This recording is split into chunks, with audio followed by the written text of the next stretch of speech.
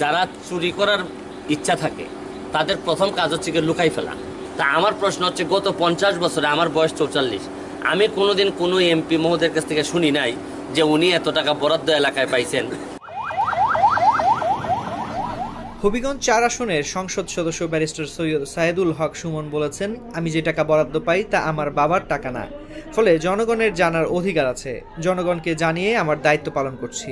তিনি বলেন যে যাই বলুক না কেন, জনগণের টাকার হিসাব আমি জনগণকে জানাতে চাই। শুক্রবার বিকেলে রাজবাড়ীর বালিয়াকান্দির বহরপুর রেল স্টেশন সংলগ্ন ঐতিহ্যবাহী বহরপুর রেলওয়ে মাঠে ব্যারিস্টার সুমন একাডেমি বনাম মাগুরা জেলা ফুটবল একাদশের প্রীতি ম্যাচে অংশ নেওয়ার আগে এসব কথা বলেন ব্যারিস্টার সুমন।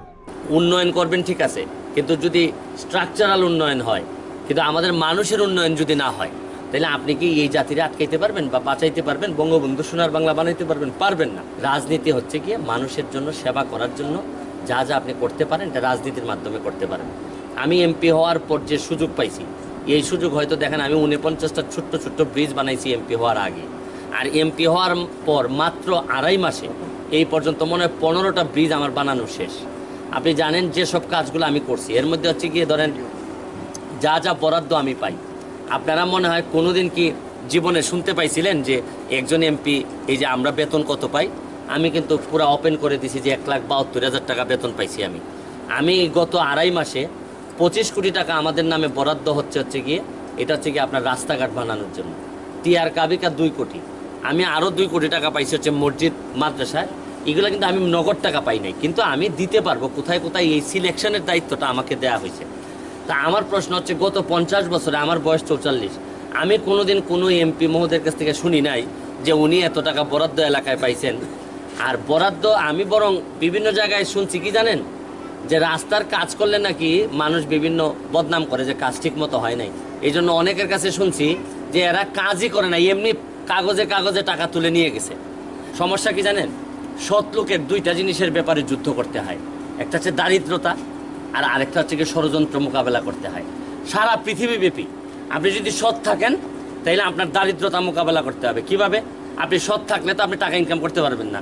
তাই এমপি হিসাবে আমার যে খরচ আছে, এই খরচ চালাইতে গিয়ে আমার স্ট্রাগল করতে হইতেছে, আমার পরিবার চালাইতে গিয়ে স্ট্রাগল করতে হইতেছে, কারণ ম্যাক্সিমাম সময় আমার এলাকায় দিতে হইতেছে। তো সৎ এমপি হিসাবে আপনার প্রথম প্রবলেম হবে যে কিভাবে আপনি মানে আপনার যে দারিদ্রতা এটা মোকাবেলা করবেন। আমার যদি ব্যারিস্টারি না থাকতো তাহলে আমি চলতাম কিভাবে বলেন? আমি যাদের বিরুদ্ধে, বাংলাদেশে যাদের বিরুদ্ধে কথা বলছি, তারা ধরেন যদি আমারে কিনতে না পারে তাহলে আমারে কি করবে? হয় দুনিয়া থেকে সরাবে, আর নাইলে কোনো না কোনো ষড়যন্ত্র করে আমাকে বদনাম করার চেষ্টা করবে। এইগুলা ফাইট নিয়েই কিন্তু আমি আগাচ্ছি। একদিকে আমার ফুটবল, এটা থেকে আমি ইয়াং জেনারেশনকে সামনের দিকে নিয়ে আসতে চাই, আর আরেকদিকে আমার রাজনীতি। আমি শুধু এমপি হিসাবে আপনাদের সামনে একটা জিনিস প্রমাণ করতে চাই যে একজন এমপি চাইলে একটা এলাকারে কোথায় নিয়ে যেতে পারে। আমি মাত্র 2.5 মাসের ব্যবধানে আমার এলাকারে যে জায়গায় নিয়ে আসছি, আমি চ্যালেঞ্জ করে বলতে পারি সারা বাংলাদেশকে, আপনি 1 বছর পরে দাওয়াত দিচ্ছি, আপনি আমার এলাকায় আসেন, আপনি আমার এলাকার প্রেমে পড়ে যাবেন। আমার প্রেমে পড়বেন কিনা জানি না, হয়তো অনেকেই আছে আমাকে শত্রু মনে করে আমার এলাকায় যাবেন, কিন্তু তাও আমি হয়তো আপনাদের মনে কখনো উঠতে পারবো না কিছু মানুষের, তবে আমার কাজকর্ম কোনোদিন আপনি ঠেকায় রাখতে পারবেন না। আপনি আমার কাজকর্মের প্রেমে পড়বেনই পড়বেন। আমি ব্যক্তিগতভাবে বিশ্বাস করি, যারা চুরি করার ইচ্ছা থাকে তাদের প্রথম কাজ হচ্ছে গিয়ে লুকাই ফেলা। আপনি তথ্য দিবেন না। তথ্য লুকায় কখন? তথ্য লুকায় হচ্ছে গিয়ে প্রথমে হচ্ছে গিয়ে মানুষের কোনো ধান্দা করার চান্স বা ইচ্ছা থাকলেই। আমার কাছে মনে হয় যে আচ্ছা, যে টাকাটা বরাদ্দ পাই এটা কি আমার বাবার উত্তরাধিকার সূত্রে পাইছি নাকি না আমার জনগণের টাকা? তো জনগণের টাকা যদি হয়, জানার অধিকার তো জনগণের। এটা যদি আমার বাবা উইল করে রেখে যাইতেন টাকাটা, তাহলে না আমি বললাম না কাউরে, এটা আমার টাকা, আমি লুকিয়ে রাখলাম। কিন্তু যেটা আপনার জন্য আসছে, তাহলে আমি আপনাদের জানাবো না কেন? এখানের মধ্যে তো আমি কোনো বাহাদুরি দেখতেছি না। আমি যে জানাচ্ছি এটা আমি বাহাদুরি দেখতেছি না, আমি মনে করি এটা আমার দায়িত্ব। বরং না জানানোটাই আমার কাছে মনে হয় যে আমি দায়িত্ব অবহেলা করতেছি।